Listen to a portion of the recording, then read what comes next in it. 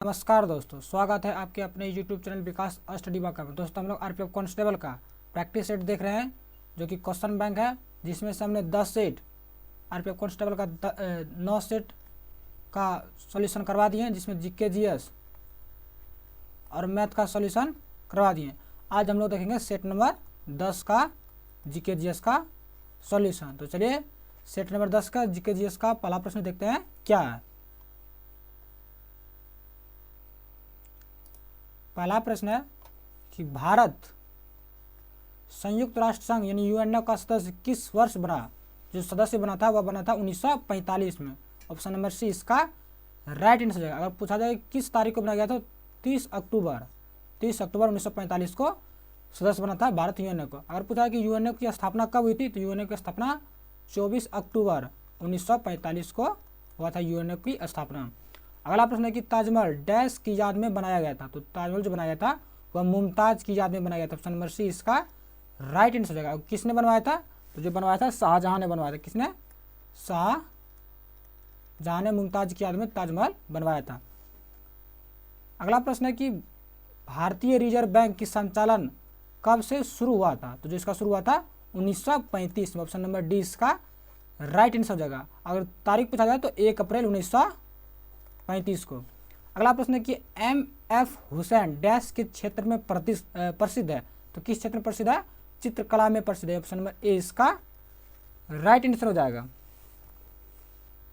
अगला प्रश्न है कि निम्न में से किस खेल में स्टिक की आवश्यकता नहीं होती है। तो जो स्टिक की आवश्यकता नहीं होती है वह ट्रेम्पोलाइन। ऑप्शन नंबर ए इसका राइट आंसर हो जाएगा। ट्रेम्पोलाइन में स्टिक की आवश्यकता नहीं होती है।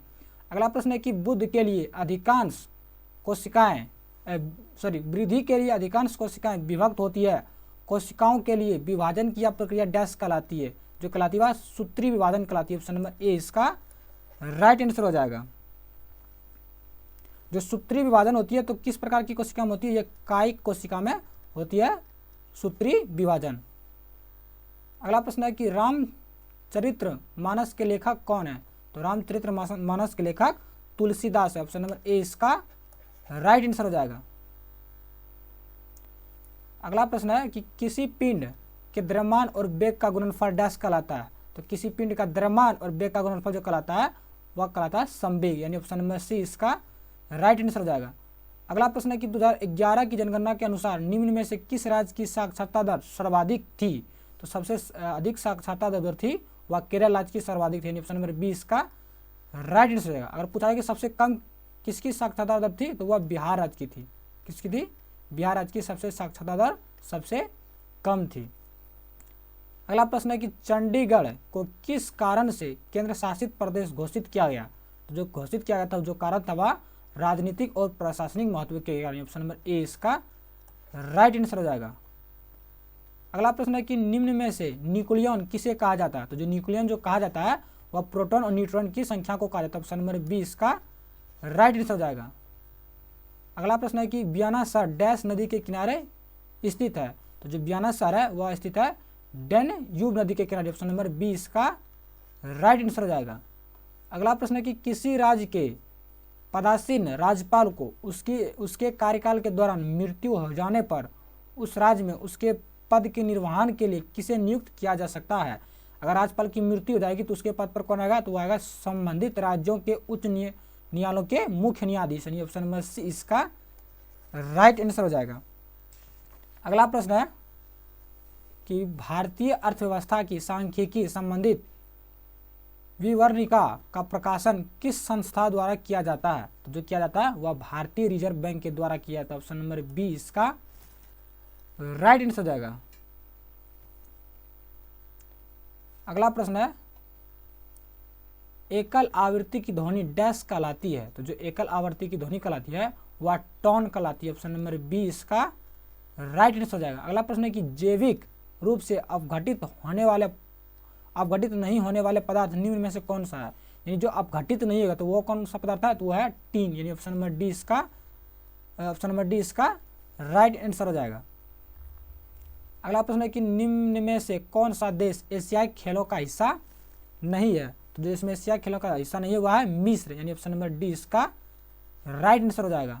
अगला प्रश्न है कि एक विषम मिश्रण जिसमें विलय कण विघटित नहीं होते बल्कि संपूर्ण माध्यम से निलंबित रहते हैं उसे डैश कहा जाता है, तो उसे जो कहा जाता है निलंबन कहा जाता है। ऑप्शन नंबर सी इसका राइट आंसर हो जाएगा।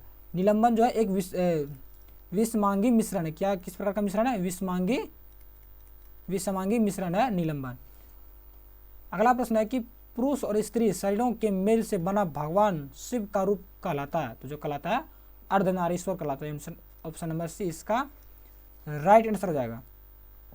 अगला प्रश्न है कि जम्मू एवं कश्मीर का संविधान डैश से लागू हुआ था, तो जम्मू और कश्मीर में जो संविधान लागू हुआ था 26 जनवरी 1957 को। ऑप्शन नंबर ए इसका राइट आंसर हो जाएगा। अगला प्रश्न है कि दिल्ली से संबंधित विशेष प्रावधान संविधान के किस अनुच्छेद के अंतर्गत दिए गए हैं, तो जो अनुच्छेद दिया गया है वह दिया गया अनुच्छेद 239 के अंतर्गत, यानी ऑप्शन नंबर बी इसका राइट आंसर हो जाएगा। अगला प्रश्न है कि निम्न में से कौन सा खिलाड़ी कुश्ती से संबंधित है, यानी कौन सा खिलाड़ी कुश्ती से संबंधित है, तो है विनेश फोगाट, यानी ऑप्शन नंबर बी इसका राइट आंसर हो जाएगा। विनेश फोगाट जो है कुश्ती से संबंधित है। जो पीवी सिंधु तक किससे संबंधित है? ये बैडमिंटन से संबंधित, किससे? बैडमिंटन से संबंधित है। और जो नीरज चोपड़ा है ये भाला फेंक से संबंधित है, भाला फेंक से संबंधित है नीरज चोपड़ा। अगला प्रश्न है कि 1968 में कृषि में हरित क्रांति की प्रभावशाली प्रगति को आधिकारिक तौर पर दर्ज करने के लिए निम्नलिखित में से कौन सी पहली फसल है? जो पहली फसल है वह गेहूं है। ऑप्शन नंबर डी इसका राइट आंसर है। अगर पूछा जाए कि भारत में जो हरित क्रांति के जो जनक है किसे कहा जाता है, जो हरित क्रांति के जो जनक कहा जाते हैं भारत के, तो एम एस स्वामीनाथन को भारत में हरित क्रांति के जनक कहे जाते हैं। अगला प्रश्न है कि लक्षद्वीप केंद्र शासित क्षेत्र निम्नलिखित में से किस उच्च न्यायालय के अधिकार क्षेत्र के अंतर्गत तो आता है? जो लक्षद्वीप आता है वह केरल उच्च न्यायालय के अंतर्गत आता है। ऑप्शन नंबर डी इसका राइट आंसर हो जाएगा। अगला प्रश्न है कि माउंट एवरेस्ट स्थित है, तो जो माउंट एवरेस्ट स्थित है वह महान हिमालय क्षेत्र में स्थित है। ऑप्शन नंबर सी इसका राइट आंसर रहेगा। ये माउंट एवरेस्ट कहाँ है? तो यह है नेपाल में। कहाँ है? नेपाल में। अगर इसमें से पूछा जाए कि भारत का सबसे ऊंची चोटी कौन है, तो जो भारत की सबसे ऊंची चोटी है वह K2 है, यानी गॉडविन आइंस्टीन यानी K2, जो कि लद्दाख में है। अगला प्रश्न है वित्तीय घाटा का अर्थ है, तो वित्तीय घाटा का जो अर्थ है वह उपचार, वह ऋण और मुद्रा का मुद्रण, यानी उपयुक्त सभी, यानी ऑप्शन नंबर डी इसका राइट आंसर हो जाएगा। अगला प्रश्न है कि निम्न में से संगम साहित्य का कौन सा ग्रंथ व्याकरण और काव्य शास्त्र से संबंधित है? जो संबंधित है तिलोकापियनम संबंधित है, यानी ऑप्शन नंबर सी इसका राइट आंसर हो जाएगा। अगला प्रश्न है कि मरुस्थलीय मिट्टी निम्नलिखित में से किस राज्य में पाई जाती है? जो मरुस्थलीय मिट्टी पाई जाती है वह राजस्थान में पाई जाती है। ऑप्शन नंबर डी इसका राइट आंसर हो जाएगा। अगला प्रश्न है कि पट्टचित्र निम्न में से किस राज्य की पारंपरिक चित्रकला है? जो पट्टचित्र है जो किस राज्य की पारंपरिक चित्रकला है, तो वह ओडिशा राज्य की, यानी ऑप्शन नंबर ए इसका राइट आंसर हो जाएगा। अगला प्रश्न है कि निम्न में से कौन सा वैदिक ग्रंथ यानी शिल्प धन विज्ञान से संबंधित है? तो जो वह है शिल्प शास्त्र। कौन है? शिल्प शास्त्र, यानी ऑप्शन नंबर सी इसका राइट आंसर हो जाएगा।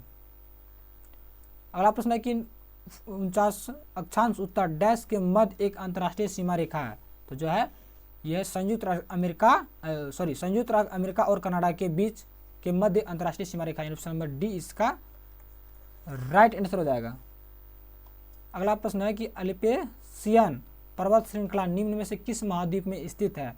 जो अल्पेशियन पर्वत श्रृंखला है वह उत्तरी महाद्वीप में स्थित है, यानी ऑप्शन नंबर सी इसका राइट आंसर हो जाएगा। अगला प्रश्न है कि सूर्य के प्रकाश को सूर्य से पृथ्वी तक आने में कितना समय लगता है? तो जो समय लगता है वो 8 मिनट 20 सेकंड का समय लगता है, यानी ऑप्शन नंबर डी इसका राइट आंसर हो जाएगा।